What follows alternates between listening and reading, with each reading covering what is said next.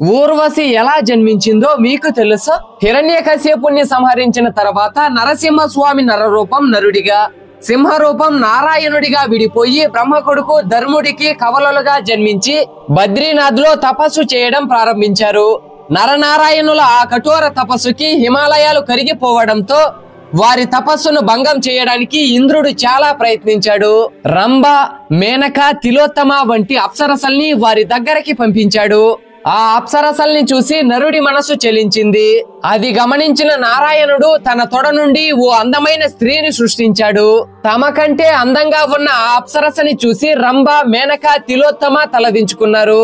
ఒక స్త్రీని చూసి అందంగా ఉంది అనుకునేలోగా మరో స్త్రీ ఇంకా అందంగా కనిపిస్తుందని, ఆ భావన క్షణికమని నరుడికి అర్థమైంది. తన తొడ నుండి పుట్టిన ఊర్వశిని నారాయణుడు స్వర్గలోకానికి పంపించాడు. అయోధ్యకి సీతాదేవి ఎందుకు శాపం పెట్టిందో తెలుసుకోవాలనుకుంటున్నారా?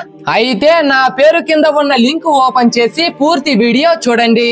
వీడియో మీకు నచ్చితే మాత్రం ఒక్క లైక్ చేయండి. అందరూ చెప్పండి ఓం నమో భగవతే వాసుదేవాయ అని కామెంట్ చేసి ఛానల్ కు సబ్స్క్రైబ్ చేయండి.